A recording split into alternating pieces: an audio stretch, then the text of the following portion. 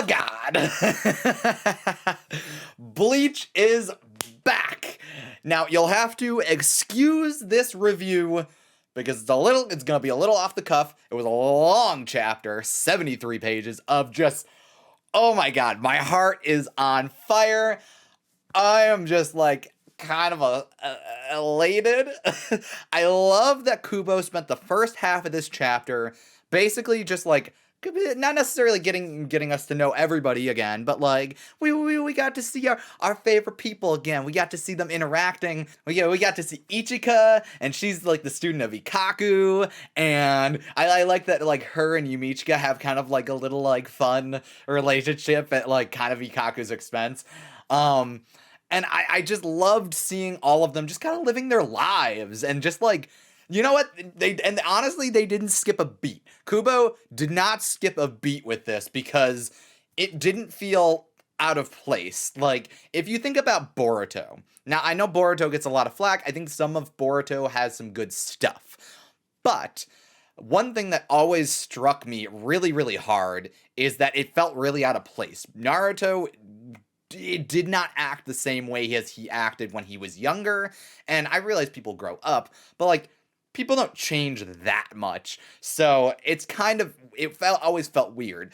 This felt super on the nose. It was basically like, okay, it's just Ichigo and his friends, but like, they're older now. So they're older now and they have responsibilities, and that's fine. So I'm just gonna kind of go through this a little bit. I that's kind of a dumb way of doing this, but like, I'm gonna go through this because there's a lot to handle. Okay, so first, we start off with Kazui sneaking away. He pretends to be asleep, and then he sneaks away to go see like a ghost friend of his, and that's super fun. The interesting part here is, well, two parts. So one, he can like summon his Shihakusho without like doing it. We knew that from the last chapter of the original series, but I don't know. And I love that him and Kon are like buddies, and that Kon is basically like his guardian. I love that. I love that. I love that. One thing that we're going to have to get an explanation on is these fish. There's like these weird ghost fish. I get that he's like spiritually attuned and it's like, okay. But I do want to know what these ghost fish are. I thought the ghost fish were going to be the friends that he was meeting, but it turned out to be this like weird sniffling guy. Also, what is this portal that he opened up? Is there a new form of, now that I'm looking at it, there's kind of like teeth and stuff out of it. Weird. I don't like that. Oops, sorry, I hit my mic. It's kind of weird that out of the portal. Did I mention that the chapter is named like it's either No Breaths from Hell or New Breaths from Hell? We'll get to that in a little bit. So it's kind of weird. He opens up this portal, and I assume that it's basically like he's guiding the spirit off to the Soul Society, only in a different way from a different way from the normal Kanso. And Kanso is very important, and that's why I'm kind of glad that Kubo started off with this. Keep hitting my mic, I'm just so excited. So I've never done a review for Bleach before. This is weird. And I'm kind of going back to how I used to do reviews, where I used to go through every little thing. It's just a lot to talk about. So first of all, I love Kazui. He's like a little Ichigo. It's kind of fun. It's like he's Ichigo, but with like a little bit of a like cutesy twist to him that like comes from Orihime. So he helps this ghost presumably get to the Soul Society, and that leads us into the Soul Society. Ichika is learning under Ikaku. I love that. I think Ikaku has always been one of those characters where it's like, yeah, he's rough and tumble, but he's a great mentor. So I love that. And I love their relationship because it's like, she's like a weird monkey character. It's so weird. She's kind of like Hiyori in a way, but only like maybe less violent. But I love their relationship, and he calls her like a grubby little brat. And I love that. That's awesome. It's so funny. I love that like she's got a good relationship with Ikaku and Yumichika, and I could definitely see her joining Squad 11 when she gets older and actually joins the Soul Society.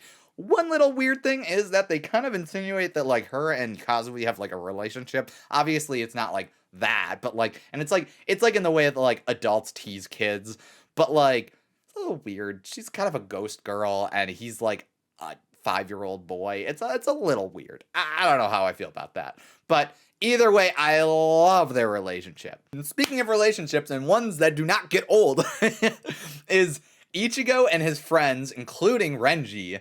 And I love that they're talking on the phone, and like basically he's like just teasing him, and Mizuhiro are just teasing Keigo, who just opened up a ramen shop. That's so funny. That I love this shtick that Mizuhiro like calls him like Mr. Asano or whatever, and like talks to him super formally, because it's like they're friends. They should be really, really familiar with each other. So you can see how I could feel my cheeks like really like just like, because I'm just so excited to talk about Bleach again, or ever on this channel. I love that scene. I love that the soul pagers are now smartphones. They are literally like iPhone 12s. You could see like the 3 cameras, although I don't have the 3rd camera in my phone. I have the regular one. Either way, it's super, super funny. That brings me to Rukia. I love Rukia. She's the best. I know that's probably super basic to say, but I love her. I love the side ponytail. I love that, like, she's like this, like, kind of this old lady, like she's like a middle-aged woman where it's like, I've still got my flip phone, that works. But she's like kind of getting pulled in because it's got like FaceTime basically.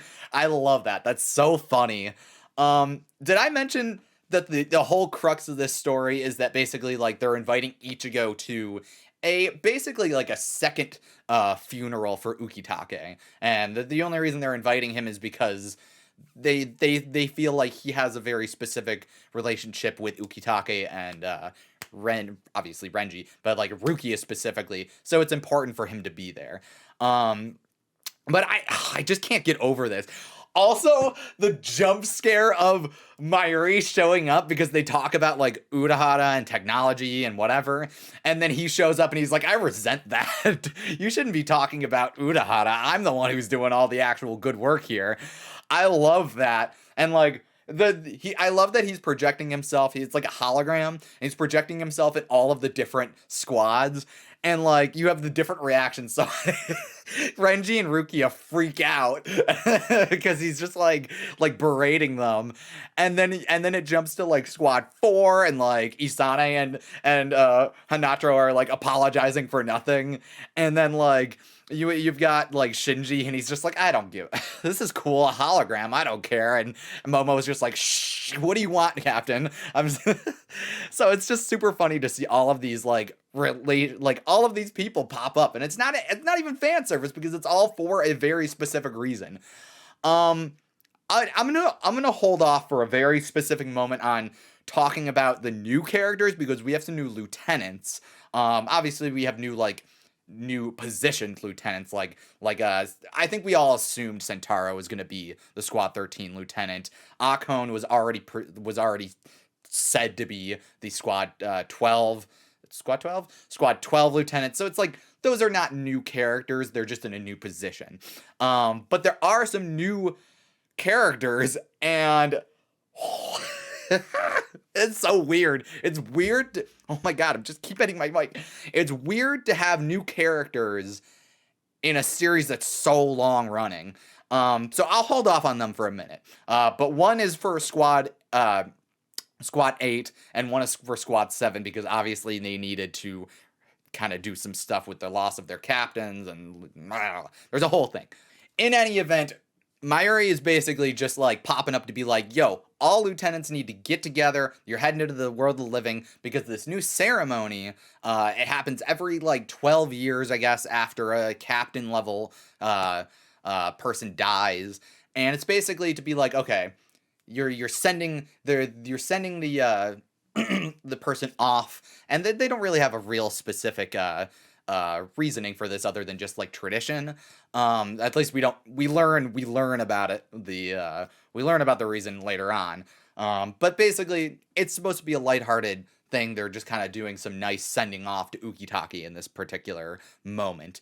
And the one really messed up thing, and it comes up during the conversation with Ichigo and Renji over the phone, is the lieutenants have to go to the world of living to basically wrangle a hollow and bring it back to kill in front of the altar.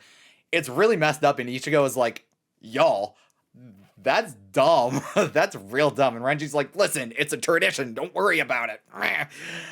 So that's really fun.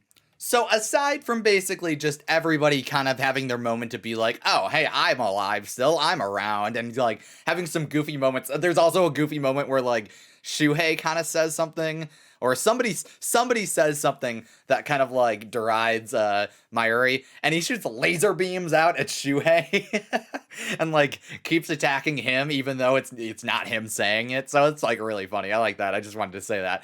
But aside, this is basically a scene, basically just like kind of get us reacclimated to the characters that we already knew, and kind of just say like, oh, hey, they're all still kicking, they're all still doing their thing. Ichika has not been able to go to the world of living in a little while because I guess she's not allowed to go unless there's like a long break or like for a very specific reason, obviously. So she's thinking about tagging along with the lieutenants and sneaking her way into the world of living without anybody noticing. And that's going to be a problem later on.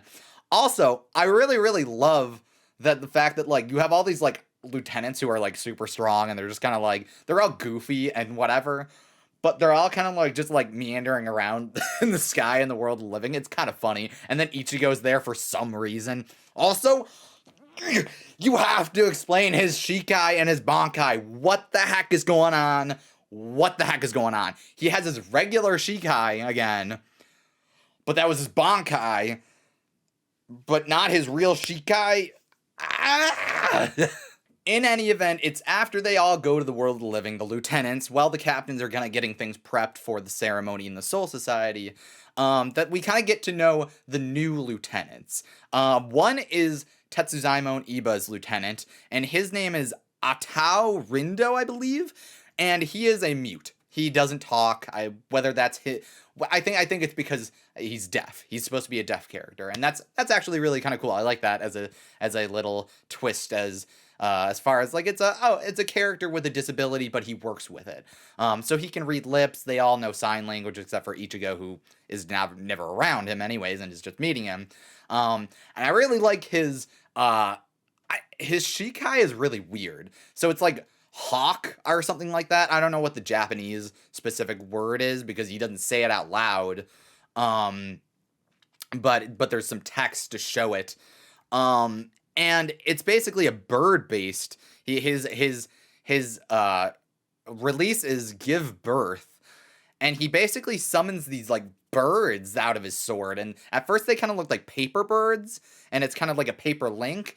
And then they turn into birds, and they basically eat the bad guys, I guess. Which we'll get to the bad guys in a minute, but I want to talk about these new characters.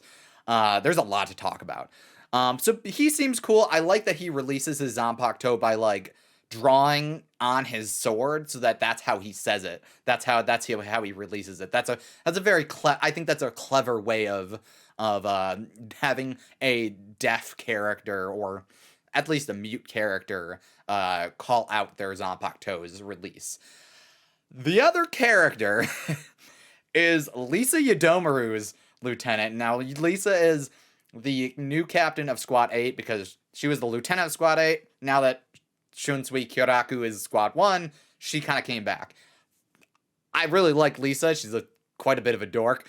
Her lieutenant is so unbelievably gaudy.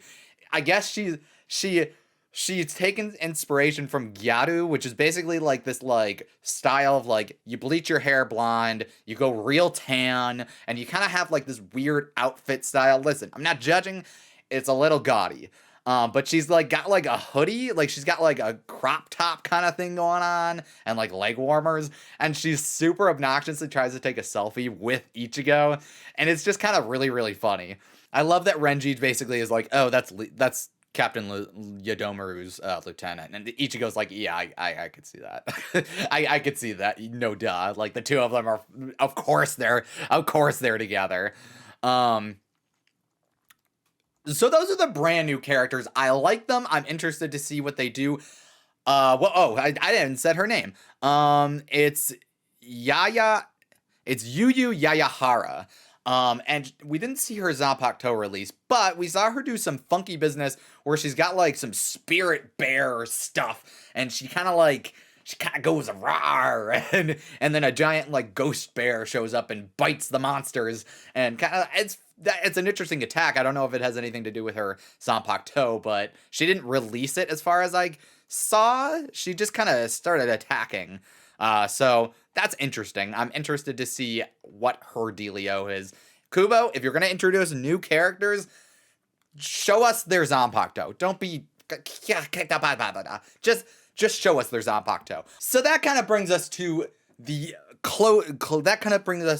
last half of this chapter, which is all battle. They are out there looking for a hollow to like wrangle, which is kind of messed up anyways. And then they get attacked by these demons from hell. They keep calling them hollows, but they're not sure what they actually are. They're very weird. They're clearly from hell. And they're all getting attacked. Kione gets attacked. That's when we see Sentaro, and he's like holding on to her. And Ichika has basically called out to Renji and being like, yo, how come they don't see these guys? Because they kind of come out of nowhere, and they don't have any spirit energy, and they're really, really interesting, because this is, like, different. Like, we normally are fighting hollows, or Quincy's, or whatever, so it's really interesting to see characters that are just, like, they're monsters. They don't have spirit energy. They're just giant monsters with holes in them, but are not hollows. So they're all fighting. Renji's got to protect Ichika because she's not equipped for this at all. And also, it's super interesting to see Akon fight because he's like not typically like, you know, a fighter. He's in the science division, so it's like kind of whatever, but he kind of like makes this concoction on the ground to melt them. That's super cool. I like seeing Soul Reapers and characters in general use use like unique abilities and techniques to take on opponents rather than just, oh, they have swords and they're gonna slash them. Also, Izuru's back. I hope he's doing okay. He seems still a little melancholy. He's still got his like weird like arm thing that Mayuri gave him, but we didn't get a good look at him. I hope he's doing okay. I hope he's doing fine. I don't want anything bad to happen to Izuru ever again. I think he deserves to have a break. And that's when we bring ourselves to Xyle Aparo showing up out of some black goo. He's kind of got some weird shadowy arm stuff going on. And he's approaching Renji because obviously he's got beef with Renji. He kind of makes some offhand remarks about like how like Uryu and Mayuri aren't around, and he's kind of like upset about that, but he'll gladly take out Renji. The interesting thing about this is that Xyle Aparo was in the Hellverse movie, so I bet there's going to be some recycling of stuff from the Hellverse movie into this new story arc, which is canon, and that's super cool. I like that a lot. I get the feeling that Kubo kind of got shafted on the Hellverse movie. He didn't get like the script until it was basically done, and they didn't really use they didn't use a lot of his input, and I think that bothered him. So this is kind of his like redemption for Hell, which makes sense. We got introduced to Hell in the very first arc. It never came up again, really. So it's really cool to see him finally getting into something that we haven't really touched on in a long time. Also, Xyle Aparo looks bad. He looks so cool. He looks so weird and interesting, and half of him is gooey, like, shadow stuff, and he's got a giant ring behind him. It looked like a bunch of the monsters have giant rings. He makes a comment about how, like, his hollow hole, is no longer tied to his flesh. So I wonder if that's the ring behind them. Some of them look like they were attached to them, though. I don't know what the deal is. I'm sure we'll get more information on it. So Renji's getting attacked by Xyle Aparo as he's trying to protect Ichika. Ichigo comes in with his sword and is like, I don't know who you are, but I'm not gonna let you hurt them. And that kind of jumps us to the ceremony with the captains. And they're all kind of hanging around. They don't know what's going on. And that's when black goo starts falling from the sky. And they're all like, this is messed up. I don't know what the heck's going on here. And we get some major exposition from Kyoraku involving Hell and involving what happens when a captain level Soul Reaper dies. Now we've got the basic idea of, oh, they have a regular rites ceremony, like not long after, and then they have this new ceremony where they kill the hollow in front of the grave and whatever, and it's basically, it's supposedly all a formality just to help the soul move on and give respects. However, there is an important little footnote at the bottom there, in which apparently Soul Reapers and spirit and entities with high spiritual pressure are not exactly easily reincorporated into the life cycle. Those with high density spirit energy and reishi are not really allowed to rejoin into the soil of the Soul Society. And he explains how it's there's a scale that normally is used by aristocrats and nobles that is called spirit class, and it's basically to say, like, okay, soul reapers up to a certain point of power are normally somewhere around, like, somewhere between spirit class 5 and up to 20, and those are usually fine. It's anybody that is spirit class 3 and up, that is usually around captain class, where things get a little iffy. And apparently, this new rites cycle, or whatever, this new, like, ceremony, is actually supposed to grab all the spirit energy that's been left lingering, and basically they throw it into hell like it's a garbage can. Now, it's prefaced like this is a old wives' tale, so he's not sure entirely, but obviously something's going on. And none of the other captains knew about this, so Rukia kind of confronts him and is like, are you serious? This is real? And he's like, well, it might be, I guess. And it's like, because it's a really messed up situation that they're basically throwing captain's class Soul Reapers. Like, they're not really resting. They're not being reincorporated into the cycle. And they end up getting into this messy situation where they basically are thrown into hell. Whether their consciousness is still there or not, their original reishi, their spirit energy, is basically disposed of. Kind of like uranium. You can't really get rid of it. You just gotta bury it. So that's super messed up, and this is kind of juxtaposed with Xyloapero fighting Ichigo, and Xyloapero's like, I'm not lying, you see what's going on here, because he's also explaining the situation of what's going on. He's like, listen, this is what's happening, and he goes on to say, guess what? You've already done it for Yamamoto, you've already done it for Unohana, so they're in hell, basically.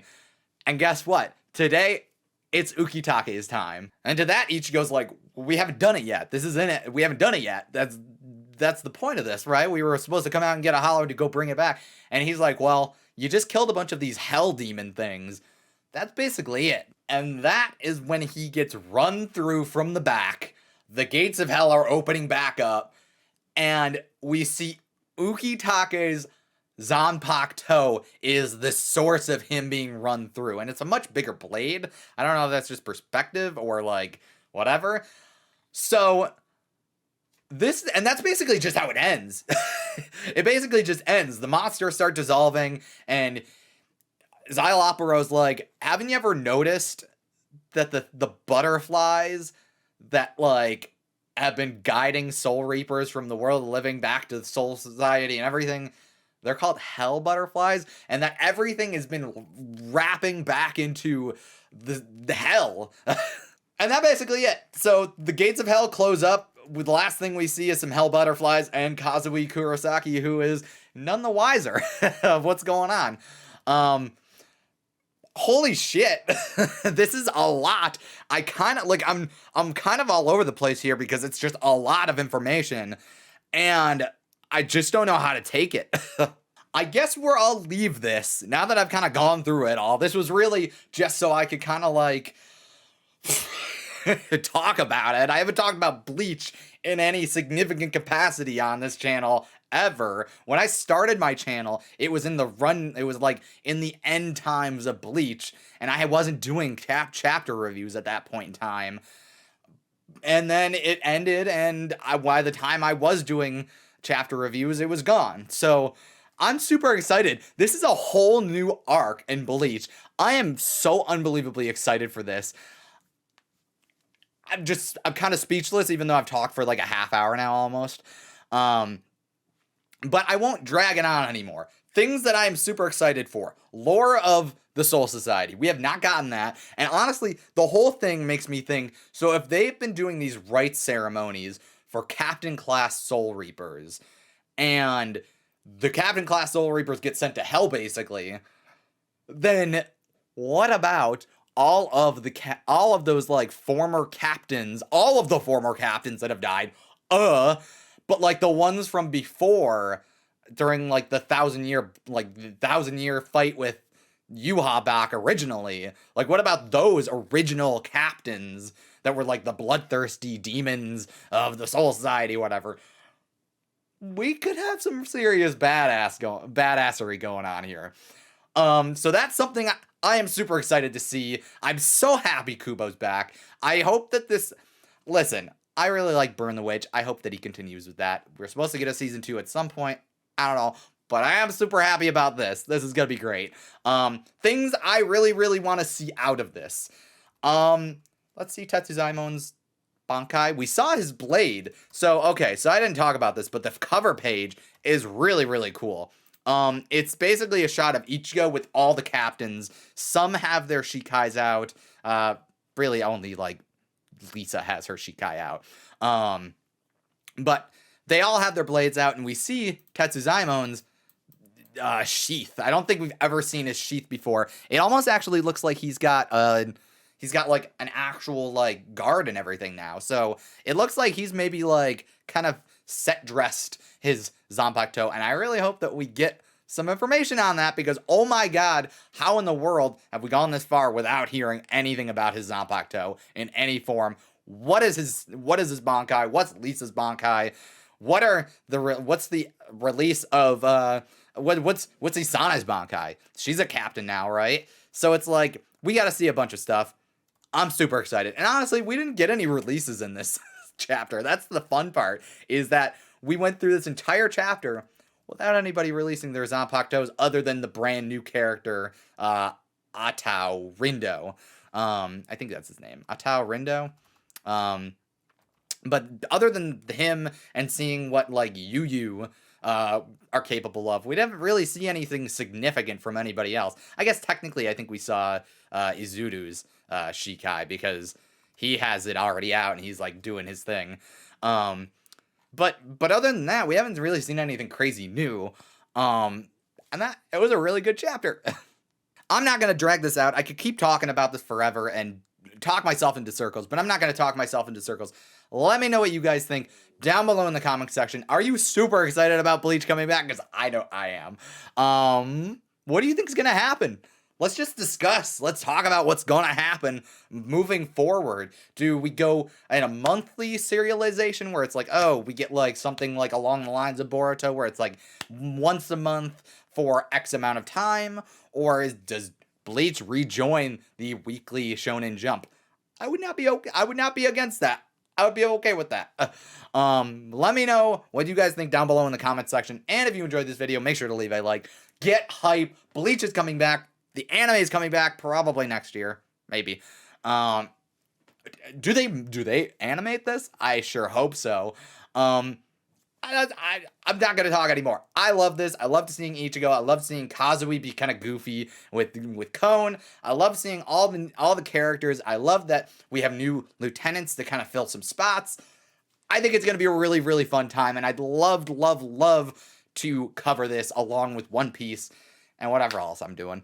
I will see you guys in another video. So long!